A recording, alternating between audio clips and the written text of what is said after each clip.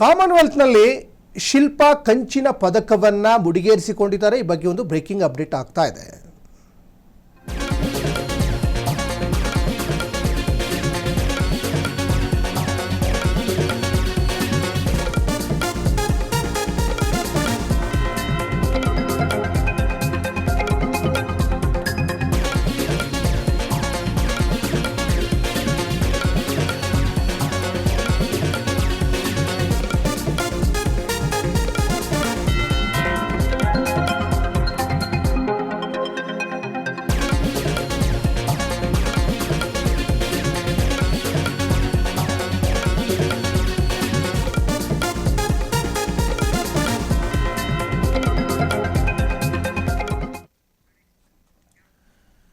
ಈ ಕಾಮನ್ವೆಲ್ತ್ ಗೇಮ್ನಲ್ಲಿ ಭಾಗಿಯಾಗಿ ಪಾರ್ಟಿಸಿಪೇಟ್ ಮಾಡಿ ಪದಕ ಗೆಲ್ಲೋದಿದೆಯಲ್ಲ, ಅದು ಅವ್ರಿಗೆ ಮಾತ್ರ ಖುಷಿ ಕೊಡಲ್ಲ, ಆ ಒಂದು ನಾಡಿಗೆ ಖುಷಿ ಕೊಡುವಂಥ ವಿಚಾರ. ನೋಡಿ ಎಷ್ಟು ಹರ್ಷೋದ್ಗಾರಗಳು ವ್ಯಕ್ತವಾಗ್ತಾ ಇದ್ದಾವೆ.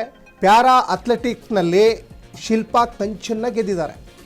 ಆ ಒಂದು ಖುಷಿ ಸಂಭ್ರಮಾಚರಣೆ ನೀವು ದೃಶ್ಯಗಳಲ್ಲಿ ಗಮನಿಸ್ತಾ ಇದ್ದೀರಾ. ಶಾರ್ಟ್ ಪುಟ್ ಕ್ರೀಡೆಯಲ್ಲಿ ಶಿಲ್ಪಾಗೆ ಕಂಚಿನ ಪದಕ ಗೆದ್ದಿದ್ದಾರೆ. ಅದು ಇಡೀ ರಾಜ್ಯಕ್ಕೆ ತಂದಂಥ ಹೆಮ್ಮೆ. ಹಾಗಾಗಿ ರಾಜ್ಯ ಸರ್ಕಾರದಿಂದ ಶಿಲ್ಪಾಗೆ ಈಗ ಗೌರವ ಸಿಗ್ತಾ ಇದೆ, ಅಂದರೆ ಸರ್ಕಾರಿ ಭಾಗ್ಯ ಸಿಗ್ತಾ ಇದೆ.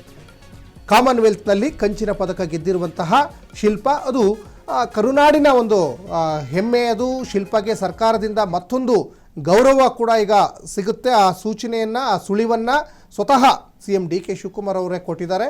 ಕಾಮನ್ವೆಲ್ತ್ನಲ್ಲಿ ಕಂಚಿನ ಪದಕ ಗೆದ್ದಿರುವಂತಹ ಶಿಲ್ಪಾಗೆ ಸರ್ಕಾರಿ ಹುದ್ದೆಯ ಭಾಗ್ಯ ಸಿಗ್ತಾ ಇದೆ. ಶಿಲ್ಪಾಗೆ ಸರ್ಕಾರದಿಂದ ಮತ್ತೊಂದು ಗೌರವ ಈಗ ಸಿಗ್ತಾ ಇದೆ. 15 ಲಕ್ಷದ ಹಣದ ಜೊತೆಗೆ ಸರ್ಕಾರಿ ಹುದ್ದೆಯನ್ನು ಕೊಡಲಿಕ್ಕೂ ಈಗ ತೀರ್ಮಾನ ಮಾಡಿದೆ ಸರ್ಕಾರ ಅನ್ನೋದು ಕೂಡ ಗೊತ್ತಾಗ್ತಾ ಇದೆ. ಪ್ಯಾರಾ ಅಥ್ಲೆಟಿಕ್ನಲ್ಲಿ ಶಿಲ್ಪಾ ಕಂಚನ್ನು ಗೆದ್ದಿದ್ದಾರೆ. ಆ ನಿಟ್ಟಿನಲ್ಲಿ ಅವರಿಗೆ ಸರ್ಕಾರದಿಂದ ಗೌರವ. ಯಾವ ಥರ ಗೌರವ ಅಂದರೆ 15 ಲಕ್ಷ ರೂಪಾಯಿ ಅವರಿಗೆ ಉಡುಗೊರೆಯಾಗಿ ಕೊಡೋದ್ರ ಜೊತೆಗೆ ಸರ್ಕಾರಿ ಹುದ್ದೆಯ ಒಂದು ಅವಕಾಶವೂ ಕೂಡ ಈಗ ಸಿಗ್ತಾ ಇದೆ. ಇನ್ನು ಶಾರ್ಟ್ ಪುಟ್ ಕ್ರೀಡೆಯಲ್ಲಿ ಶಿಲ್ಪಾಗೆ ಕಂಚಿನ ಪದಕ ತಮ್ಮದಾಗಿಸಿಕೊಂಡಿದ್ದಾರೆ, ತಮ್ಮ ಮುಡಿಗೇರಿಸಿಕೊಂಡಿದ್ದಾರೆ.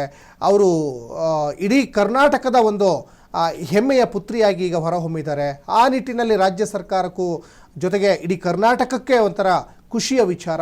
ಹಾಗಾಗಿ ಅವರಿಗೆ ಸರ್ಕಾರಿ ಹುದ್ದೆಯನ್ನು ಕೊಡಬೇಕು ಅನ್ನುವಂಥದ್ದು ಸರ್ಕಾರದ ಒಂದು ತೀರ್ಮಾನವೂ ಕೂಡ ಆಗಿದೆ ಅಂತ ಕೂಡ ಗೊತ್ತಾಗ್ತಾ ಇದೆ. ಸಹಜವಾಗಿ ಕಾಮನ್ವೆಲ್ತ್ ಗೇಮಲ್ಲಿ ಭಾಳ ಕಷ್ಟ ಇರ್ತದೆ. ಘಟಾನುಘಟಿ ಕ್ರೀಡಾಪಟುಗಳು ಎಲ್ಲ ಪಾರ್ಟಿಸಿಪೇಟ್ ಮಾಡ್ತಾ ಇರ್ತಾರೆ. ಅಂಥದ್ರಲ್ಲಿ ಆ ಗೆದ್ದು ಬರೋವಂಥದ್ದು ಇದೆಯಲ್ಲ, ಅದು ಕೇವಲ ಅವರ ಊರಿಗಷ್ಟೇ ಸೀಮಿತ ಆಗಿರಲ್ಲ, ಇಡೀ ದೇಶದ ಒಂದು ಪ್ರತೀತಿಯಾಗಿರ್ತಾರೆ, ದೇಶದ ಹೆಮ್ಮೆಯಾಗಿರ್ತಾರೆ. ಆ ಕೆಲಸವನ್ನು, ಆ ಅಚೀವ್ಮೆಂಟನ್ನು ಶಿಲ್ಪಾ ಮಾಡಿದ್ದಾರೆ.